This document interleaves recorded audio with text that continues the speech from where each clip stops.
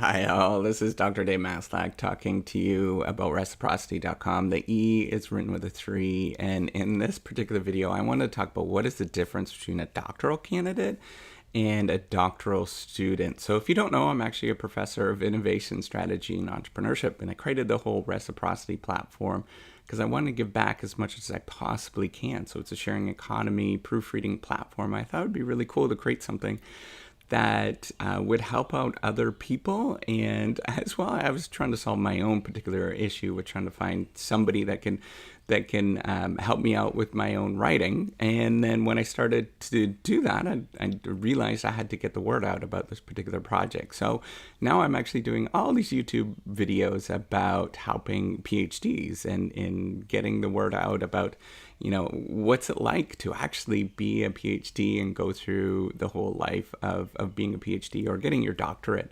And then as well, what's it like to become a professor?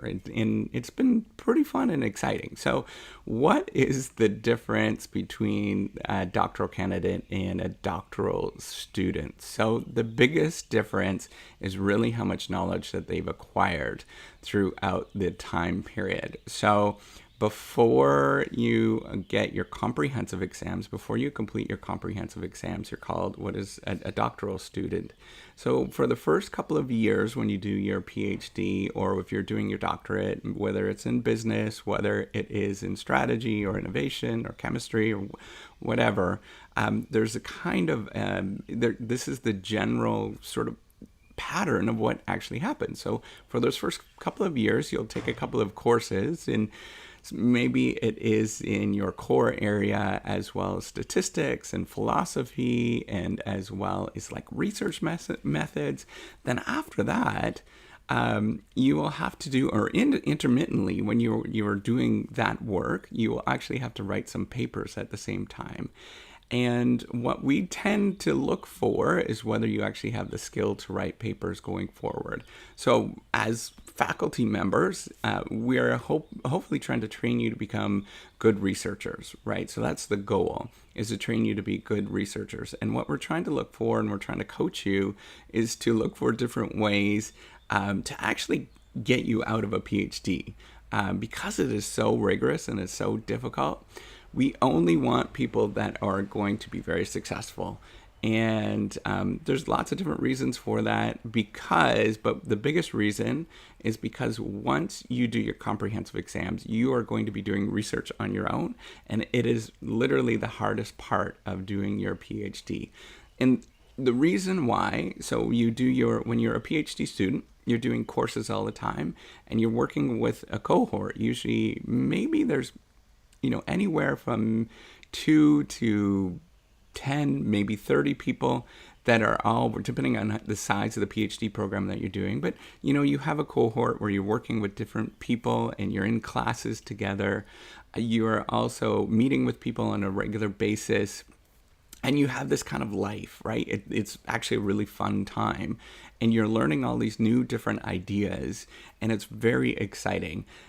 You have all of these sort of breakthroughs all the time where you're like, oh my God, this is so cool and that's so cool. But then when you're done that part of it, the coursework part of it, you'll have to study. You'll have to sit down and study for maybe it's a couple of months or so. Maybe it's 6 to 8 weeks for your comprehensive exams, maybe even a lot longer. It depends on who you are and what your capabilities are. But then you study for your comprehensive exams. You write this big exam. You can watch a video I put out a little while ago about that. You can look it up and talk about comprehensive exams. And then after you write this big exam that lasts a couple of days, you go, and generally what happens is a lot of PhD students, well, they'll be called PhD candidates at that time, right? Because if they pass their comprehensive exams, they'll spend a couple of weeks kind of meandering. And then after that, they have to get going and do their own research and get out there and do their own stuff. The trouble is, doing your own thing, for most people, it's very, very hard because you don't know what to do. You have absolutely no clue on what you should do next, but it's your responsibility to do that. and you face a tremendous amount of uncertainty of like, oh, is this a good idea? Is that a good idea? A lot of people, and you're not going to get a lot of direction. You're not going to get a tremendous amount of help of what to do. And you have to think about that you are the person that's driving the ship at that moment. So we want to make sure as advisors and supervisors that you're capable of doing that. So not only you need the knowledge, for example, to sort of look for these different things and be able to understand what's going on, but you're also capable of working on your own. And it's really hard, to be honest. Everybody struggles with it. And this is probably the hardest thing with a PhD is it is like climbing a mountain, right? So up until you do the comprehensive exams, you're training to climb that mountain.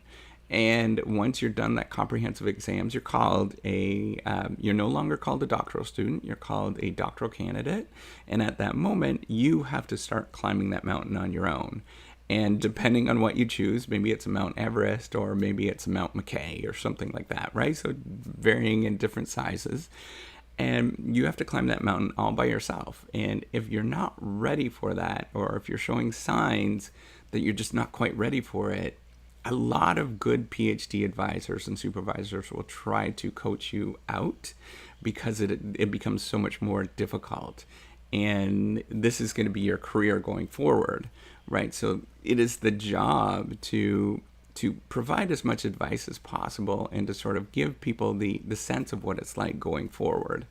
So if you make it through and you become, so you're no longer a doctoral student, which is before comps, but then after comprehensive exams, you are a doctoral candidate, and you make it that far, you actually have a lot of confidence, or your advisors and your supervisors have a lot of confidence in who you are and that you're actually going to complete that dissertation or complete that thesis that you're working on. And we have a lot of high hopes for you at that moment. So that's what you have to think about going forward. If you make it that far, and you can call yourself a doctoral candidate, and by the way, you can also say ABD at the end.